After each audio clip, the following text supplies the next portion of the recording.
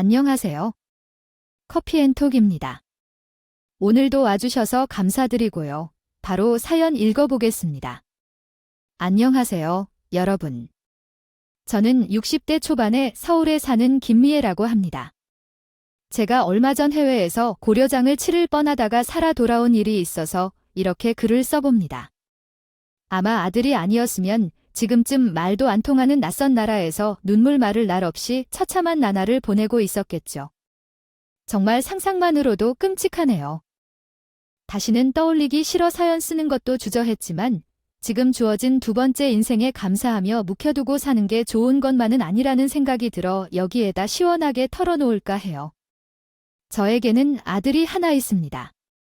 젊은 날 바람기 많은 남편과 잦은 불화로 이혼하면서 저 혼자 열심히 키운 아들이죠. 아이 보면서 참고 산다는 말을 새기며 견뎌볼까도 했지만 계속되는 여자 문제는 저를 힘들게 했어요. 결국 아들이 새 돌이 됐을 무렵 저희는 깨끗하게 갈라섰어요. 다행히 남편은 아이를 포기했습니다. 그렇게 빨리 포기하는 모습에 실망은 더 컸었죠. 그렇지만 저는 아이만 있으면 됐기에 더 이상 안 좋은 생각은 하지 않기로 했어요. 자식이지만 때론 친구 같고 때론 애인같이 그렇게 살았어요. 혼자 벌다 보니 넉넉한 형편은 아니었지만 그렇다고 애가 먹고 싶다는 걸 참으라며 굶기는 일도 없었고 학년이 올라갈수록 값비싼 브랜드의 옷을 입고 싶다고 하면 아낌없이 다 입혔고 그때그때 보내달라는 학원 과외도 제가 열심히 벌어 다 보냈습니다. 거기 어디에서 앱이 없다는 말을 듣거나 손가락질 받지는 않을까 조마조마하면서 제 선에서 해줄 수 있는 건 다 해주며 금지오겹으로 키웠어요. 물론 아들은 속으로 하고 싶은 거 다 못하며 살았다고 생각할지 모르겠지만요. 적어도 제 앞에서는 뇌의 모든 게 괜찮다고 다 만족한다고 말해주는 착한 아들이에요. 알아서 자기 할 일 척척 해내는 아이라서 학창시절에 임원도 많이 했고요. 대학도 우수한 성적으로 잘 갔고 그렇게 스스로 공부 열심히 해서 장학금으로 석사까지 마쳤어요. 소위 말하는 엘리트 코스를 밟아 지금은 우리나라에서 1등으로 꼽히는 반도체 회사에서 연구원으로 일을 하고 있어요. 엄마 속은 썩인 적 없는 든든한 아들내미입니다. 좋은 회사에 들어가 어깨가 잔뜩 올라간 아들은 언젠가 회사 부장님 소개로 참한 아가씨를 소개받아 연애를 하더군요. 언뜻 듣기에도 어디 내놔도 빠질 것 없는 양반집 교수 같은 느낌이라 열심히 산 우리 아들. 여자복은 있나 보네 하고 별말 없이 지켜보고 있었죠. 아이크, 소개팅 한다던 여자는 계속 만나고 있어? 엄마, 웬일로 여자를 다 물어요? 나 대학 때부터 엄마가 내 여자친구 물어본 적 없는데? 아이고, 넌 아이를 생각해봐라. 엄마가 이제 궁금할 때도 됐지? 아, 결혼 그건 아직이에요. 나 주위 친구들도 잠깐 그렇게 많이 안 갔어. 아이고, 누가 뭐래? 그냥 궁금해 할 수도 있다는 거지? 뭘 그렇게 놀라고. 그런데 천천히 생각할게. 엄마 말씀드리고 생기면 알아서 할 거고, 알았어. 출근하는 아들한테 슬쩍 운을 띄웠는데 화들짝 놀라는 반응을 보고 결혼 생각은 아직 없구나. 아직 멀었구나. 했어요. 그런데 얼마 지나지 않아 자기 입으로 말하더군요. 결혼하고 싶은 여자라고요. 엄마, 오늘도 잘 먹었습니다. 응, 들어가 쉬어. 엄마, 나 아니에요. 뭔데 좀 일들여. 저번에 그 만나고 있는 사람이 있다고 했잖아. 이제 결혼할까 싶은데 엄마는 어떤가 하고? 아이고, 말해 뭐해. 다 큰아들이 좋은 짝 만나서 결혼한다는데 축하해야지. 좋은 사람 같아. 그건 내가 제일 잘 알잖아. 응, 같이 있으면 즐거워. 재밌고 그냥 차분하고 싹싹하고. 아유, 엄마랑도 잘 지낼 것 같고 나랑 지내는 거야? 뭐, 너 올 때 같이 외주고 그럼 되지? 아유, 엄마가 큰 거 안 봐라. 그건 당연한 거고. 난 사실 엄마가 외로워줄까 봐 무슨 걱정이라. 엄마, 남자친구 많아. 너한테 말 안 해서 그렇지? 엄마, 남자친구 있어? 진짜 그럼 내 미모에 남자친구 하나 없을까 봐. 아니, 밖에 나가면 10살은 어리게 보거든. 아, 왜 말 안 해줬어요? 내가 물어봤잖아. 나 이제 마음 편하게 장가가 결혼해도 돼. 저는 말린 적 없는데요. 아유, 언제 데리고 올 거야? 얘기해 볼게. 프로포즈부터 하고 이벤트 화려하게 해줘. 아주 감동의 눈물이 쏙 빠지도록. 제가 남자친구가 있다는 말을 하자. 아들은 짐이라도 내려놓은 듯 홀가분한 표정으로 방긋 웃으며 여자친구를 곧 인사시키겠다고 하더군요. 많이 미안했습니다. 아들 녀석, 혼자 엄마를 부양해야 한다는 부담을 느끼고 있었다는 생각에 설거지를 하며 눈물을 훔쳤어요.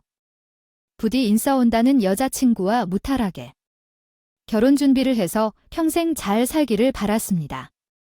얼마 후 주말이 되어 예비 며느리를 처음 만났어요.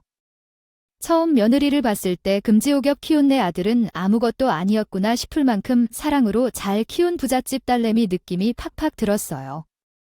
하얗고 뽀얀 윤기 나는 피부만 봐도 귀티가 흐른단 말이 무엇인지 실감이 나더라고요. TV 광고 속에 나오는 예쁜 여배우 같았어요. 혼자 온갖 조명 다 받고 다니는 바비 인형 같다 할까요? 안녕하세요, 어머님. 처음 뵙겠습니다. 아이유, 어서와요. 들어와요. 여기 꽃다발 받으세요. 어머나, 고추하는 건 어떻게 알고. 너무 이쁘다. 향도 좋고 고마워요. 어머님. 절부터 올리겠습니다. 아니요, 무슨 절이야? 괜찮아요. 아이, 우리 편하게 얘기 나눠요.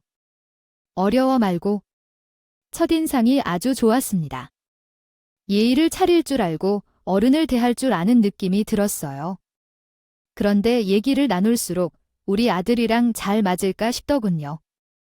제가 풍족하게 키우지는 못했어도 우리 아들 명문대를 나와서 자기 스스로 앞가림은 하면서 꽤 잘 살아왔다고 생각했는데 며느리를 보니 저희 아들은 엄청 평범하더라고요. 자라온 이야기를 들으니 입이 떡 벌어지게 완전 스케일부터가 달랐어요. 어머, 그럼 유나 씨는 몇 개국을 가본 거예요? 우리 준혁이는 대학 때 북유럽 여행 다녀오고 그렇게 좋아했는데 이유나 씨는 유럽은 뭐 다 돌긴 했겠다 그렇죠. 내 어머님 어릴 때는 패키지로 자주 갔었는데 좀 커서는 자유여행으로 몇 번 다녀왔어요. 아버지가 특히 런던을 좋아하셔서 영국은 엄청 자주 다녔고요. 그랬구나. 부럽다. 그럼 외국어는 뭐? 샬라샬라 아주 잘하겠네요. 어머, 나도 영어 잘해요 알지? 그래도 여행을 저렇게 자유롭게 다닐 정도면 막힘없이 잘할 거 아니야.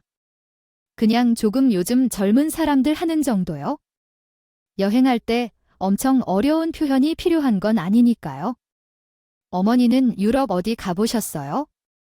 아이, 나는 준혁이가 캐나다로 단풍 구경시켜준 거 말고는 여기 가까운 일본이랑 중국 여행을 가봤고 유럽은 아직 못 가봤지? 나중에 저희 결혼하면 꼭 모시고 갈게요. 패키지도 좋고 자유여행도 좋고 오빠랑 같이 모시고 가겠습니다. 아유, 말만 들어도 좋네. 마음 써줘서 고마워요. 아, 저는 아프리카 초원 가보는 게 꿈인데요. 아프리카도 같이 가요. 어머님, 유나요. 너 약속 다 지킬 수 있어? 이제 우리 엄마가 엄청 기대하고 계실 텐데. 그럼 나 여행 계획 짜는 거 좋아하잖아. 며느리는 세계 여행으로 안 가본 데가 없고 아끼며 운동이며 못하는 게 없을 정도였어요. 세상에, 준혁이 별표 이놈은 피아노밖에 할 줄 몰라. 그것도 뭐 초등학교 때가 앉아서 지금 기억도 못할 거야 맞아요. 기어가 안 나, 하나도. 플룻은 제가 하고 싶어서 한 건데 바이올린은 어릴 때 어머니께서 절대음감 기르려면 배우는 게 좋다고 해서 배웠던 거예요. 저도 많이 까먹었어요. 어머, 유나 골프도 잘 쳐요. 아, 그래요. 운동은 뭐 해봤어요? 여름엔 수상스키를 조금 타고요. 지금은 중급 정도 돼요. 겨울엔 스키랑 보드 타는데 최근엔 스키장 안 열고 그래서 자주 못 갔어요. 너무 타고 싶은데 올해는 가보려고요. 골프는 준혁이도 골프 시작한다더니 이은하 씨 덕분에 시작한 거구나. 요즘은 가격이 많이 낮아져서 젊은 사람들도 많이 치고 골프도 부모님 따라다녔어요. 아버지께서 워낙 잘 치셔서 레슨도 아빠한테 받고 그랬어요. 유나 씨한테 잘 배워 넣어도 이 아버님이랑 같이 그라운딩 나가고 하면 좋겠네. 말할 때도 나긋나긋한 목소리로 예의 바르게 말하는데 솔직히 겁이 나더군요. 예비 시어머니 앞이라 긴장하면 말끝을 흐리거나 얼버무릴 수도 있는데 단 한 번도 시선을 떼지 않고 자신감 넘치는 표정으로 대화를 하는 거예요. 경제력이 좋아서인지 전체적으로 생활 수준도 우리보다 훨씬 높은 그런 집안에서 우리 아들을 차일합시고 데려가 부려먹지는 않을까 싶었어요. 비슷한 집안끼리 만나란 말이 괜히 있는 게 아니잖아요. 그 후로 예비 며느리는 저희 집에 종종 놀러 왔습니다. 하루는 속으로 하던 제 생각이 며느리 마음에 들렸는지 며느리가 이런 말을 하더군요. 사실 아버지 덕에 잘 살았지? 제 힘으로는 할 줄 아는 건 별로 없어요. 어릴 때 엄마 돌아가시고부터 엄마 없이 자랐던 소리 듣게 하기 싫다고 과하게 챙겨주셨거든요. 근데도 전 엄마가 필요했어요. 결혼하면서 엄마가 생긴 것 같아서 너무 좋아해요. 닭똥 같은 눈물을 뚝뚝 흘리면서 이런 말을 하는데 무엇 하나 모자란 것 없이 풍족한 환경이 있어도 자신에게 진짜 필요한 건 엄마였던 며느리에. 마침표와 쉼표를 추가하고 번역을 제공합니다. 말에 저도 모르게 울컥했어요. 제가 시어머니지만 앞으로 엄마가 되어줘야겠다는 다짐을 하며 손이 꼭 잡아줬지요. 상견례 날 사돈 어른도 저도 혼자서 아이를 키우며 느끼던 애정을 나누며 아들과 딸이 잘 살 수 있도록 서로 노력하자고 약속을 했습니다. 저는 부족한 우리 아들을 사위로 받아주셔서 감사하다고 정중히 인사를 드렸고 사또 어른도 난리라서 곱게 키운다고 살림을 제대로 가르치지 못했는데 벌써 시집을 보낸다며 날처럼 곁에서 많이 가르쳐 주시라고 말씀하셨어요. 아주 점잖고 예의 바르고 격식 있는 분이셨어요. 제가 속으로 하던 걱정은 쏙 들어갔습니다. 최소한 경우 없이 사위를 대할 분은 아니라는 게 느껴졌거든요. 결혼 후부터 며느리는 저를 졸졸 따라다녔어요. 예의를 차려 말하던 결혼 전과 달리 한층 편안해진 말투와 행동을 하는 며느리를 보니 진짜 우리 며느리가 엄마란 존재가 필요했었구나 실감했죠. 갑자기 변한 태도에 밉다기보다 오히려 저도 편하고 좋았어요. 날이 있다면 이렇게 같이 꽁냥거리면서 살았겠다 싶었지요. 여보세요. 그래 우리 아가 어머니 댁에 계시죠? 저 지금 요리 배우러 들러도 돼요? 아휴, 번거롭게 뭘 직접 해먹어. 너희 바쁜데 사 먹어도 되잖아. 아니, 그래도 나중에 애기 낳고 엄마 되면 제가 직접 할 줄 알아야죠. 어머님께서 가르쳐 주세요. 그래, 생각이 이쁘네. 알았어, 지금 올 거니? 네, 저 지금 마트인데 곧 출발할게요. 전화 끊은 지 얼마 되지도 않아 오배를 누르는 며느리 손에는 장바구니 가득 반찬 재료가 들어있었어요. 고기며 대파, 양파, 그 양도 어마어마했죠. 저는 그런 모습을 보일 때마다 웃음이 났어요. 며느리는 각종 요리, 반찬, 직접 하고 싶은데 배워본 적이 없으니 저한테 가르쳐 달라고 했어요. 단단한 콩나물 무침부터 어려운 요리까지 다 해요. 한 번은 압력밥솥을 다루는 게 무섭다면서도 갈비찜은 꼭 압력밥솥에 해야 한다고 들었으니 꼭 배워가겠다고 하더라고요. 살짝 귀찮은 날도 있었지만 초롱초롱한 눈으로 어설픈 손놀림으로 오래 걸리더라도 끝까지 해내는 모습이 귀여웠어요. 평생을 가정부 이모가 해주던 밥만 먹다가 직접 하려면 힘든 부분도 많을 텐데 얼마나 기특하던지요. 저한테 배운 반찬을 하다가 직접 차린 저녁 밥상을 찍어서 사진을 보내올 때마다 참 예뻤어요. 그리고 며느리는 저에게 고급스럽고 좋은 곳도 많이 데려가 줬어요. 호텔 스파, 피부관리, 뱃살관리나 손톱에 예쁜 걸 붙여보는 것도 아들만 둔 엄마는 못 노릴 줄 알았는데 며느리가 생기니 딸부럽지 않았어요. 피부관리도 네일아트도 그런 거 사실 혼자 가서 해도 되지만 한두 푼도 아니고. 그런 곳에 앉아서 얼굴 내밀고 손 내밀고 있는 게 전 괜히 부끄러웠어요. 며느리 덕분에 나란히 앉아 호사를 누리며 여자들은 이런 시간이 꼭 필요한 법인데. 제가 그동안 바쁘게 살느라 저한테 선물도 주지 못하고 살았구나 싶어 울컥한 날도 있었어요. 늘 같이 가자고 말해주는 며느리에게 고마울 뿐이고 주위 친구들에게 이런 며느리 없다고 자랑도 많이 했어요. 친구들도 나 이제 다 크고 자기 살기 바쁘다고 엄마 안 챙기는 애들도 많다며 며느리 잘 만났다고 많이 부러워했어요. 전 괜히 어깨가 으쓱으쓱했죠. 저희 둘 사이는 결혼 전 아들의 예상처럼 너무 좋았습니다. 문제라면 딱 하나, 사돈 어른이 며느리를 과잉 보호하는 것이었어요. 아직도 며느리가 5살 먹은 어린아이처럼 보이는지 운전기사까지 붙여가며 며느리가 어딜 갈 때마다 그 일과를 빠짐없이 보고받는 거예요. 글쎄, 며느리는 그런 생활이 너무 지겹다면서 답답했습니다.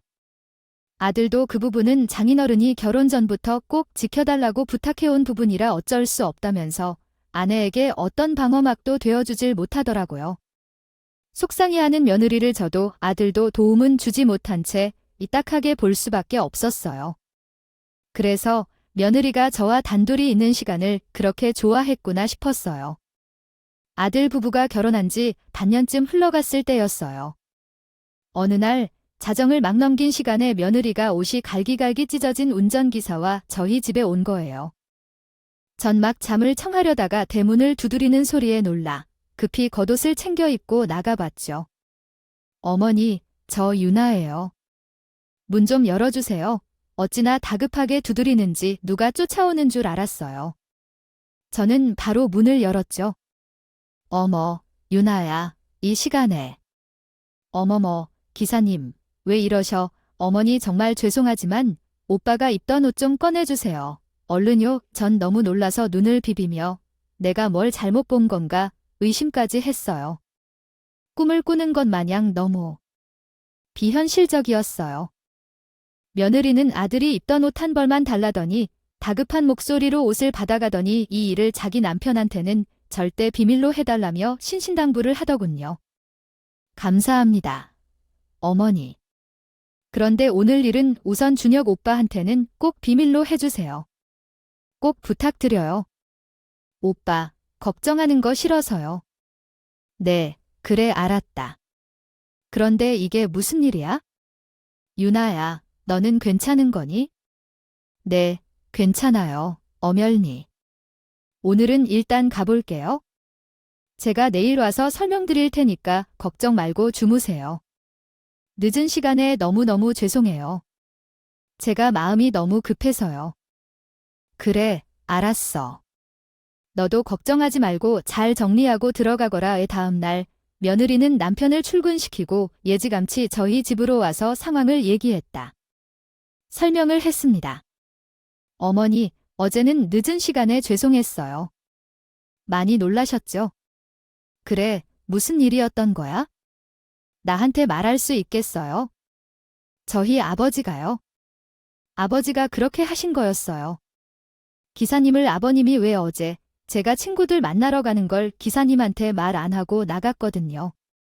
친구들이랑 낮에 만나는 건데 일일이 보고할 만큼 위험한 시간도 아니고요. 밤늦게 돌아다닌 것도 아닌데 누가 저를 계속 따라다닌다는 생각도 싫고요. 외곽에 있는 카페 가기로 한 날이라 친구한테 저희 집 앞으로 와달라고 했어요. 친구 차 타고 다녀왔고요. 그런데 집에 제가 없는 걸 아시고는 아빠가 기사님을 저렇게 닥달하신 거예요. 아들 하나도 못 지키고 월급 받아가냐면서 얼른 찾아오라고. 저는 점심을 먹고 차를 마시고 일찍 들어왔는데 제가 돌아온 걸 모르는 기사 아저씨가 절 찾아다니느라 엄청 고생하셨나 봐요. 아니, 전화를 하시면 될 것을 직접 나아가서 찾으신 거야? 제가 전화를 안 받았어요. 하도 전화를 해서 중간에 꺼두고 놀았어요. 준혁 씨한테는 집에 도착해서 연락한다고는 해놓고요. 그래서 저는 집에서 쉬다가 아빠가 남편 야근하는 날인데 어디냐고 전화하셨길래 집이라고 했죠. 잠깐 넘어오라고 하셔서 친정에 갔는데 아이 신발장에 기사님이 그 꼴로 무릎 꿇고 계시더라고요. 어머나, 세상에. 제 얼굴 확인하시더니 아버지께서 더 화가 나셨는지 아저씨를 사실 저한테 화가 나신 걸 텐데. 그렇게 하시진 못하니까 기사님한테 화풀이를 하신 거죠. 또 주먹을 드시길래 제가 아저씨 끌고 나왔어요. 할 것 참 영화가 따로 없네. 참나. 아니 근데 사위 야근하시는 것도 다 아시니? 그건 오빠가 안부 전하려고 통화하다가 말씀드려서 기억하고 계시더라고요. 아니 난 또 아버님이 너희 부부 일거서 일투족을 감사하시나 했다. 그건 아니에요. 사위한테까지는 안 그러세요. 다행이라고 해야 할까요? 내가 고생이다. 그래서 기사님 데리고 여기로 온 거야? 할 때 아저씨는 초등학교 유치원 다니는 애들이는 아버지인데 집에 어떻게 들어가나 걱정스럽더라고요. 아내분도 놀라실 테고 그렇게 난리 난 채로 집에 가시면 안 될 것 같은데 시간은 너무 늦었고 그래서 제가 어머니한테 온 거예요. 친정에서 여기까지 거리가 있는데도. 어젯밤에는 어머니들 아니면 갈 곳이 없어서 아빠가 따라오는 것도 무섭고 편의점에 가서 일회용 밴드를 사다 상처난 곳에 붙여드리고 오빠의 옷이라도 입혀서 보내야겠다 싶어서 어머니 집으로 왔어요. 내막을 들어보니 며느리가 운전기사도 모르게 어딘가를 갔다가 그 사실을 아버지가 알아서 운전기사를 잡아와서 신의 피를 버리는 모양이었어요. 아무리 귀한 딸이라지만 이제 가정까지 이루고 살면서 이렇게까지 자기 울타리 안에 자식을 잡아두려 하는지 도무지 이해가 안 되더군요. 괜히 저까지 화가 나 씩씩해졌어요. 저라도 한마디 해야겠다고 하니 며느리는 자기 아빠를 이해해 달라며 붙잡더라고요. 그래, 잘했어. 잘했어. 사람을 그렇게 해서야 원하는 거야? 넌 괜찮은 거야? 내 아빠가 그렇게 하진 않으세요? 욱하는 성격 때문에 좀 힘들지만 너 이렇게 힘들어하는 거 아시니? 내가 가서 사도 너른게 얘기 좀 해야겠다. 아니에요. 어머니 참으세요. 소용없을 거예요. 벽에 대고 말하시는 기분일 거예요. 그리고 아빠 화만 더 돋구게 될지 몰라요. 그럼 제가 더 힘들어져요. 어머니 눈물을 글썽이며 더 힘들고 싶지 않다고. 친정아버지는 마음만 먹으면 뭐든 하실 분이라면서 저를 말리는데 가슴이 아팠습니다. 며느리의 하루를 온종일 올가매는 꼴이 감옥이 따로 없었거든요. 며느리를 온실 속 화초로 귀하게만 컸을 거라고 오해한 채가 오히려 미안해지는 순간이었어요. 얼마 후 칠순을 앞두고 있던 저에게 며느리는 생신기념으로 여행을 가자고 했습니다. 아들도 없이 단둘이요. 그런데 며느리 말이 사도 어른은 절대 모르게 해야 한다는 거요. 아니, 내 생일 행사로 여행을 가는데 기분 좋게 축하받으면서 떠나지는 못할 망정. 이게 뭐 그리 큰일이라고 사돈한테 비밀로 하고 몰래 가야 하나 싶어서 속 시원하게 가자는 말이 안 나왔어요. 늦듬이지근한 반응에 며느리는 끈질기게 제일 뒤를 졸졸 쫓아다니며 조르더라고요. 어머니, 제가 가본 곳 중에 좋았던 곳으로만 계획 짜볼게요. 어머니도 진짜 좋아하실 거예요.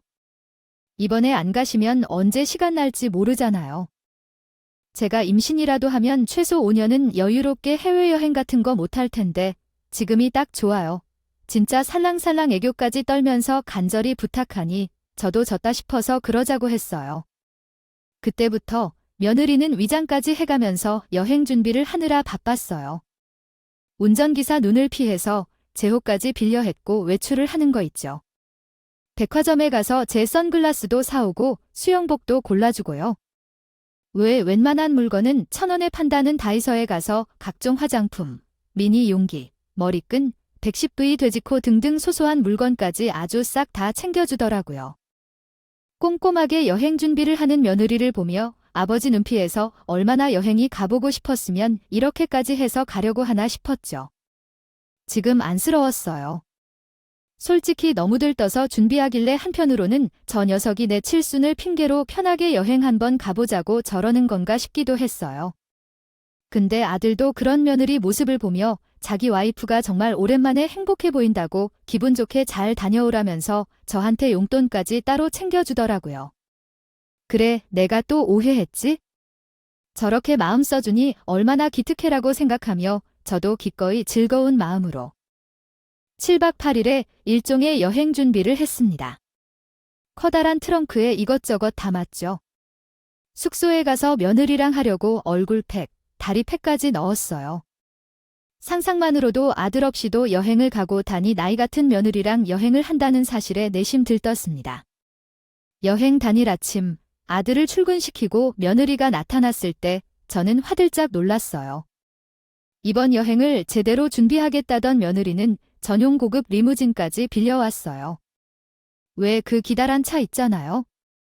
제가 아들 복만 있는 줄 알았는데 며느리 복까지 넘치는 팔자구나 했죠. 안 해본 것들을 경험시켜 주려는 며느리의 마음 씀씀이가 어찌나 고맙던지요. 짜잔, 어머니 얼른 오세요. 리무진 빌렸어요. 아이고, 이게 다 뭐야? 어머, 나 이런 차 처음 다 본다. 어머니, 제가 사진 한 장 찍어드릴까요? 좋지. 이쪽으로, 어머니 여기서 한번 어머니 웃으세요. 스마일, 처음 보는 차 앞에서 저는 어린아이처럼 헤헤거리며 사진을 찍었어요. 아주 정신이 쏙 빠지게 웃으며 즐거운 여행의 시작을 알렸지요. 그때 기사님과 함께 차 트렁크에 짐가방을 신나게 씻던 며느리는 갑자기 본인이 말을 탁 짚더니 깜빡하고 해외에 가서 쓸 와이파이 연락하는 것을 놓쳤다고 하더군요. 아, 맞다. 어떻게 해? 어머니의, 어떡해요? 와이파이요 왜 그래? 유나야, 와이파이, 그게 왜? 어머니, 저희 비행기 출발 전에 외국에서 쓸 와이파이 연결하는 거 통신사에 신청해야 하는데 제가 그걸 깜빡했어요. 어머니 폰 좀 이리 줘보세요. 여기야, 통신사가 다르네요. 그럼 두 군데 다 둘러야 하니까 시간이 빠듯하겠어요. 어머니, 저 여기 사거리 앞에 있는 통신사 대리점 두 곳에 들려서 와이파이 그거 신청하고 공항으로 곧장 갈게요. 먼저 출발하세요. 어머니, 저 다녀올게요. 그 빛에 핸드폰까지 챙기더니 이따가 공항에서 만나자며 택시를 잡아야 한다고 불이나 뛰어가는 거예요. 어리둥절했지만 제가 알아야 말이죠. 덩달아 놀랐지만 차는 이미 와 있고 또 얼굴을 아는 사돈네 기사님이기도 하고 저 꼼꼼한 며느리가 알아서 잘 챙겨오겠지? 와이파이인가 뭔가 늦게라도 알아차려서 다행이다. 얼마나 즐거운 여행이 되려고 액땜인가 이런 생각을 하며 비행기 시간 놓칠세라 급하게 차에 올라타 공항으로 향했습니다. TV에서 유명한 연예인이나 타는 걸 내가 다 누려보는구나라고 생각하며 저는 차 안을 요리조리 둘러보고 가느라 정신이 없었어요. 그렇게 한참 달리던 중 운전기사님이 뒤로 쪽지 하나를 휙 날리는 거예요. 리무진이 얼마나 크고 넓은지 운전기사도 저 멀리해 보이는데 말이죠. 지금 생각해보면 기사님이 뭔가 던지는 걸 눈치챈 것도 참 행운이었어요. 저는 쪽지를 집으로 긴 쿠션 의자에 앉은 채로 엉덩이를 밀어 앞쪽으로 갔어요. 두 번 접힌 채로 날아온 종이 한 장을 겨우 주워서 그 안을 열어본 순간 전 너무 놀랐습니다. 엄마, 당장 차에서 뛰어내리세요. 딱 한 줄이 쓰여 있는데 마치 그 안에서 우리 아들이 소리치는 게 들리는 것 같은 기분이었어요. 온몸에 소름이 쫙 돋으면서 얼마나 급하게 썼는지 마침표 느낌표 하나 없었지만 저는 아들의 선명한 필체에 이건 진짜구나. 나는 이대로 황천길로 가는구나 싶었습니다. 호랑이에게 물려도 정신만 차리면 된다는데 저는 너무 놀라고 무서워서 정신이 아득해졌어요. 그 순간 갑자기 운전기사가 차속도를 천천히 늦추면서 있는 힘껏 목소리를 높여 저에게 이런 말을 하는 거예요. 사모님, 구신호 걸리니까 그때 얼른 내리세요. 저희 어머니 생각나서 아드님 쪽지 전해드린 거예요. 이 일은 사모님도 저도 모르는 겁니다. 뒤에 쫓아오는 저의 며느님이 있어요. 절대 잡히지 말고 안전하게 돌아가세요. 기사 양반 목소리도 덜덜 떨리고 있었어요. 가까운 거리는 아니었지만 제가 못 들을까봐 천천히 또박또박 소리쳐주니 제가 정신을 바짝 차리게 되더라고요. 마치 무슨 첩보 영화 같았다니까요.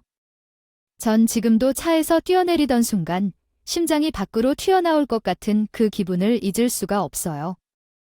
침을 꼴깍 삼키며 뒷문 앞에 앉았습니다. 느려진 차는 이내 빨간불 앞에 멈추었고 철컥하고 기사님이 눌러준 차 문 오픈 소리를 듣자마자 냅다 문을 열고 뛰어내렸어요. 8차선 도로 위에 저는 2차선, 3차선쯤에 있었던 것 같아요. 내리면서 발을 헛디뎌 넘어지기까지 했죠. 시멘트 바닥에 온몸이 핥히는 듯한 쓰라린 고통을 느끼면서 길을 쓰고 일어나 공중전화를 찾으며 사활을 걸고 달렸어요. 뒤를 안 보고 뛰었습니다. 차들이 멈춰있는 틈을 타 초록불이 켜진 횡단보도로 향했어요. 반대편 방향으로 가야 혹시라도 뒤따라오고 있다던 며느리에게 잡히지 않고 따돌릴 수 있을 것 같았거든요. 찾기를 무사히 거내고 공중전화를 찾아 두리번거렸습니다. 요즘은 다 핸드폰을 들고 다니니 정말 보기 어렵더군요. 다행히 10분 정도 걷다가 주택가 안에 있는 공원 초입에 공중전화가 눈에 띄었고 저는 곧장 아들에게 전화를 걸어 안전하다는 이야기를 전했어요. 아들아, 엄마야. 어디야? 괜찮아. 괜찮아, 엄마. 지금 공원 앞이야. 사람들 많이 지나다니니까 걱정하지 마. 걔가 뒤따라오는 것 같진 않아. 이리로 와줄래? 엄마. 당장 갈게. 잘 피해 있어? 어디서 나타날지 몰라. 아들은 제가 아들 차에 올라타자마자 부득부득이를 갈며 며느리의 실체에 대해 들려주었습니다. 며느리는 여행 가자고 꼬들겨 날 해외에 버리고 올 생각을 한 거였어요. 화장대에 놓인 비행기 티켓을 봤는데 제 것만 편도로 끊어진 걸 보고 이상하더랍니다. 옷을 비행기 티켓 출력본을 화장대에 올려놨더라고 나야. 별 생각 없이 훑어봤는데 엄마 티켓이 가는 거 하나밖에 없는 거야? 내가 유나한테 전마 티켓은 왜 편도냐고 물으니까 대련하더러 뒷장에 없느냐고 묻더니 아마 출력이 되담한 것 같다고 하더라. 난 그런가 보다 하고 말았지? 근데 아무리 봐도 이상한 거야? 유나꼬엔 한 장 안에 왕복 내역이 다 들어가 있는데 엄마 티켓은 왜 뒷장이 따로 있을 거라고 하는 걸까? 유나한테 더 괴물을 주다가 찜찜하게 잠들었지? 그리고 새벽에 잠깐 눈이 떠졌는데 유나가 테라스에 나가서 전화를 하고 있더라. 날씨도 추운데 잠옷한 겹만 입고 통화 중이길래 담요나 전해줄 겸해 시간에 누구랑 통화하나 물어보려고 테라스 문 앞에 가서 섰는데 기사님이랑 이야기를 하더라고. 아, 근데 내용이 기가 막힌 거야. 절대 들키면 안 된다. 어머니랑 말에 속지 말아라. 공항에 내려줄 때까지 미소를 지어라. 공항에서 어머니 집 내려드리면 바로 옷 갈아입고 비행기 탈 준비해라. 도착할 때까지 비행기에서 움직이지 말아라. 여행지 도착해서 수속 밟으면 바짝 붙어 있어라. 시내 외곽으로 빠질 테니 잘 따라오다가 나 내리면 뒤따라와서 어머니 지갑이랑 여권부터 뺏어라. 난 택시 타고 숙소 갈 테니 어머니는 사람들 잘 안 다니는 인적한 드문 곳에 내려놓고 잘 빠져나와라. 엄마, 내가 너무 놀라서 입 틀어막고 손이 벌벌 떨려서 한숨도 못 잤어. 사태 파악을 좀 해야겠어서 아는 척 안 하고 출근한다고 나왔지? 기사님 번호는 내가 알고 있었거든. 바로 기사님한테 전화해서 아침에 공항 가기 전에 좀 만나자고 했더니 이게 또 라고 하시더라고. 통화 내용 다 들었으니까 발뺌할 생각하지 말라고. 물으니 어릴 때부터 봤지만 보통 성격이 아니라고. 저는 이 직장 떨리면 가장 역할도 못하니 참고 살았다면서 어린 계집애가 성질 부리는 꼴을 보면 이골이 나지만 그러려니 하면서 아가씨 옆에서 시중 들었다고. 내가 막 애들 생각하셔라. 부모님 생각해달라. 우리 엄마가 잘 빠져나올 수 있게 도와달라. 아저씨 피해 안 입히고 어떻게 해야 좋겠느냐고 물으니까 어머니한테 메시지를 전하라고. 아가씨가 엿듣고 있을 수 있으니 쪽지를 전달하겠다고 하더라고. 그래서 내가 갖고 있던 수첩 찢어서 엄마한테 당장 내리라는 말만 써서 기사님한테 들으라고 말했어요. 그런데 저 뻗으면서 돈 벌어야 하는 기사님도 딱 하고. 엄마, 어떻게 내리셨어요? 나 아까 진짜 쓰러지는 줄 알았잖아. 내일 지나다니던 아는 길인데도 내가 어디로 뛰어야 하나 고민되면서 아예 아저씨가 쪽지 던지고 어머니 생각에 이렇게 하는 거라고. 자기는 아무것도 모르는 겁니다 하면서 소리 질러 주더라고. 신호 멈추었을 때 내리라고 하길래 멈추자마자 내리다가 넘어졌어요. 그래서 지금 쓰려 죽겠어요. 엄마, 진짜 죄송해요. 얼마나 아팠어요. 근데, 엄마, 나 지금 갈 데가 있어요. 아들은 제 상태를 보고는 병원부터 가야겠지만 지금 꼭 갈 곳이 있다며 곧장 사돈어른 회사로 방향을 칩니다. 만신창이가 된 제 몰골을 본 사돈은 깊이 머리를 숙이며 사과했습니다. 죄송합니다. 사부인 제가 딸아나인데 사람을 못 만들었습니다. 제가 끝까지 책임지겠습니다. 알고 보니 사돈은 며느리를 보호한 게 아니라 더 들쳐 놓았던 것이었어요. 늘 나쁜 쪽으로 머리를 쓰는 딸이 불안해서 운전기사를 붙였던 거였죠. 지켜보려는 의도가 보호가 아니었어요. 운전기사 옷이 찢겨있던 날도 사도 어른이 어떻게 한 것이 아니라 왜 자신을 따라오냐며 며느리가 기사님 옷을 갈기갈기 찢은 거라고 하더라고요. 마치 야생에서 나이뛰는 짐승 같은 모습이 바로 꽁꽁 감춰져 있던 며느리의 진짜 본 모습이었죠. 아, 내가 그렇게 된 후에 제가 한동안 정신이 못 차렸습니다. 술도 많이 마시고 회사도 돌보지 않고요. 오랫동안 병성이 있었는데도 막상 그 사람이 떠나니 어찌 살아가야 할지 막막하더라고요. 다른 초등학교 저학년인 마냥 어린 소녀였어요. 엄마 손이 참 많이 필요한 아이였지요. 전화, 아빠인데도 나에 대해 하는 게 참 없었어요. 나라의 내의도 좀 커서는 여성용품들 저희 누님께 물음으로 겨우 길렀던 것 같습니다. 근데 그냥 것만 챙긴 거더라고요. 엄마의 그 아빠는 정신이 못 차리고 그 어린 것이 혼자서 그 시간에 참아내느라 그 속이 얼마나 어떻게 생겼는지 저는 알지를 못했어요. 매사에 부정적이고 공격적이고 이기적으로 크고 있는 줄 몰랐습니다. 중학교 입학 후에 학교 친구들이랑 후라를 겪고 담임 선생님한테 불러가서야 알았어요. 힘들었습니다. 왜 저렇게 삐딱한지 상담도 많이 다녔어요. 학교 일 이후에 제가 아이와 함께하는 시간이 너무 적었음을 깨닫고 외국으로 여행도 많이 다니고 취미도 같이 하고 많은 것을 공유하려고 애썼죠. 그래서 좀 나아진 줄 알았는데 아니더라고요. 그땐 이미 늦었더라고요. 자기 앞길을 막는다고 느끼거나 자기 삶에 성가신 존재가 있다고 느끼면 내리고 부수고 없애야 하는 아주 못된 인간이더라고요. 제 딸이지만 사실 저도 이해를 못하겠습니다. 저는 살면서 성악설을 믿게 되었으니까요. 제 자식 덕분에 한참을 흐느끼며 말씀하시던 사도 어른을 아들과 함께 위로해드리고 앞으로의 계획을 상의했습니다. 그날 이후 아들과 사도는 합심해서 며느리를 법정에 세웠어요. 며느리가 저지른 악독한 일이 부모로서도 감당할 수 없다는 것이죠. 며느리는 모든 게 오해라면서 울부짖었지만 기사에게 제 돈을 전부 뺏고 인적 드문 곳에 버리라고 지시한 통화 내용이 증거로 나오면서 형을 받게 되었어요. 기사님을 괴롭혀온 것도 그쪽으로부터. 소송이 걸려 형이 늘어날 수도 있다고 들었어요. 며느리가 형을 선고받던 날 전 법정을 나와 호탕하게 웃으며 2번 살았다라고 크게 외쳤어요. 제가 많이 웃고 더 행복하게 지낼수록 저에게 비참한 최후를 선사해 주려던 며느리가 자신의 어리석음을 제대로 후회할 것이라는 생각이 들었기 때문이죠.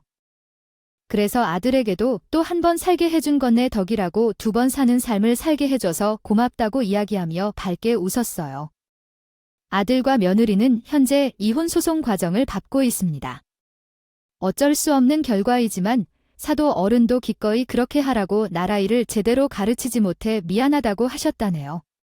가끔 그날 생각에 가슴이 두근거리며 벌렁벌렁 뛸 때도 있지만 그래도 하루하루 행복하고 더 감사해 지내는 건 분명 그날이 있어서인 것도 같아요. 덕분에 오늘 하루가 더 소중합니다. 여러분도 힘들다고 느끼는 날이 있으면 내가 지금 2번째 삶을 산다면 어떨지 떠올려 보세요. 아마 그 힘든 날도 아예 없는 것보다 이렇게 존재하는 지금이 더 낫다는 생각을 하실 거예요.